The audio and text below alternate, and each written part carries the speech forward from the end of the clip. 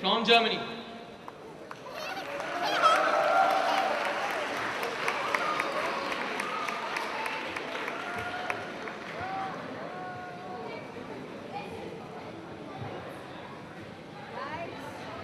Glück auf! Glück auf! That's a traditional greeting among German miners. In case you wondered as to what I'm dressed here tonight. Who is the laptop? Yeah. I wanted to present to you my home. I come from a traditional mining and steelmaking area called Ruhrpott. Ruhrpott, that's a very local and informal term for the area around the river Ruhr. Hey, can you guys maybe put the slide a little bit down? Half of it is over the screen. Well, anyways, Ruhrpott, that's the area where I come from.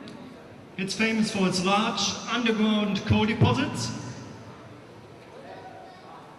Oh, there we go. There was a great demand for coal during the industrialization in Germany, and during that time in the area where I come from, many cities were founded. And over the time these cities grew and eventually became one big city, which is today Germany's largest agglomeration. This is a very special area where people speak their own dialect. In fact, when I arrived here at the campus, I met some of the other Germans, and as soon as I talked two words in German, they knew where I come from. And people still today do strongly identify themselves with this coal mining background. So this is why I wanted to present this to you today.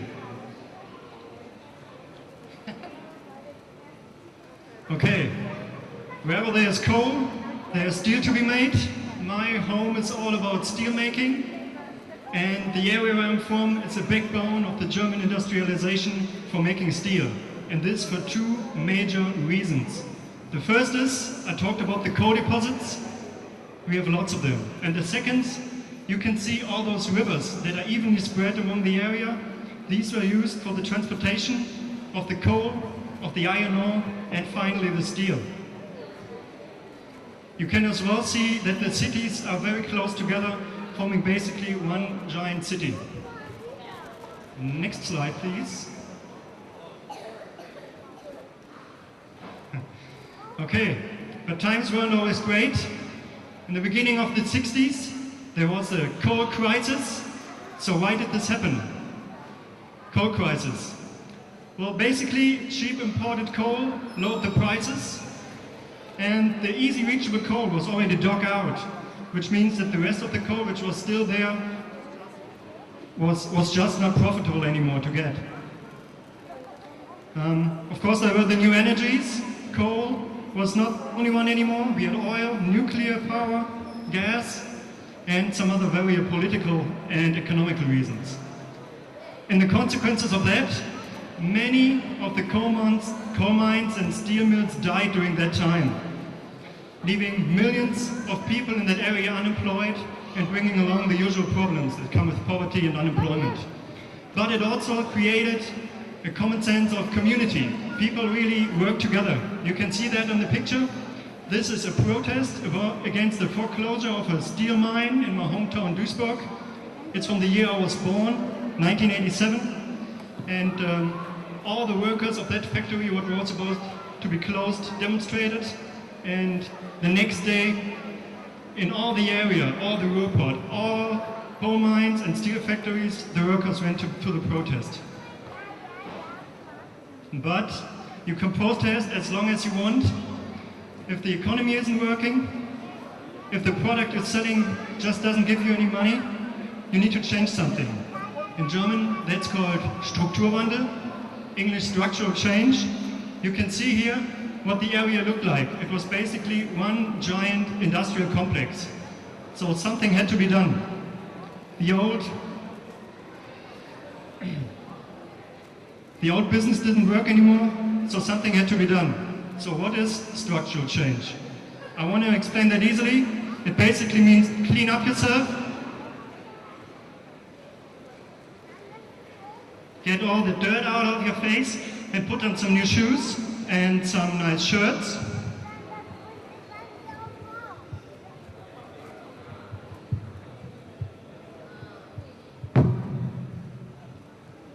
Gonna leave the buttons open here. So, get dressed, get cleaned, and try to find a new job, because the other one wasn't feeding you anymore. Well, that sounds easy for a single person, but there were millions and millions of unemployed. So what does that mean on the large scale? It basically means that we had to improve our education system. In that time, many new universities and technical institutes were founded, and the existing ones got a big increase in their budget. We also tried to find new business models. The old digging for coal and making steel wasn't just profitable anymore, so there were other models to be found. One example is here the car production. 3 new plants were formed during that time, and they were employed old miners. But at the same time, we wanted to preserve our old coal traditions, which we are proud of, and improve our culture of our variety.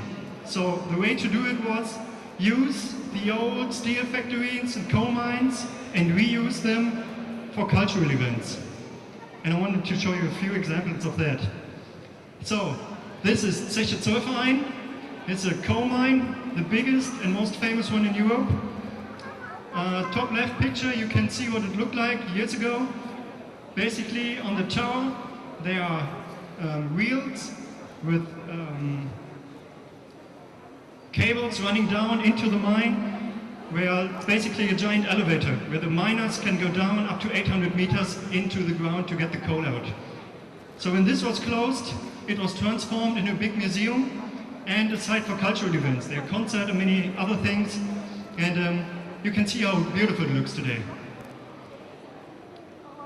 Another example is a blast furnace in my home city Duisburg. Again, top left picture is what it looked like before. That's actually what it even looks like today in daylight. We had an illumination artist come in and decorate it with lightning, and I think it's really looks beautiful. There's an open air theater. There are again many concerts and other cultural events, and there are sporting grounds. One last example. Again, top left, the old picture. This is a picture of a gasometer, or in English, gas holder. This is used in the steelmaking process.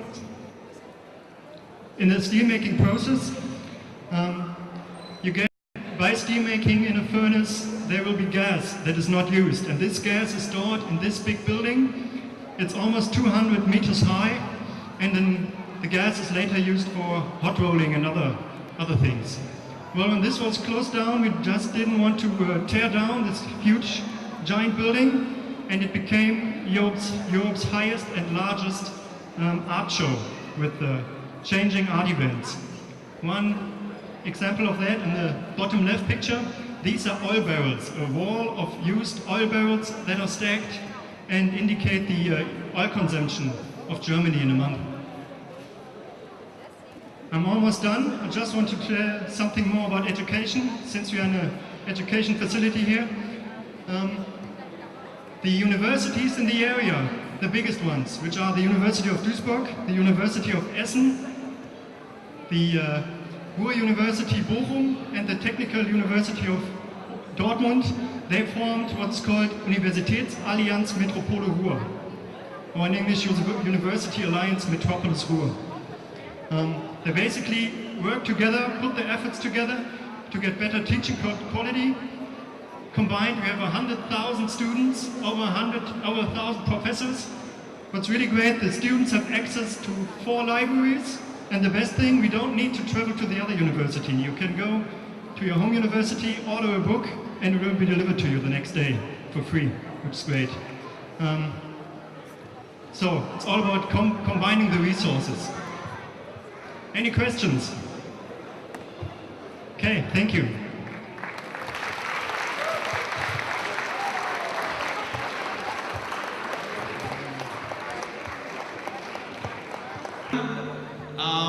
We are students from Switzerland.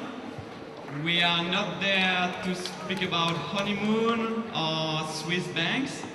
We just want to quickly present you our university, the EPFL. For this purpose, we have a video so you can see our campus and some of the projects going on in the EPFL. Then if you have more questions about the project and so, you can come to us and discuss this. Thank you.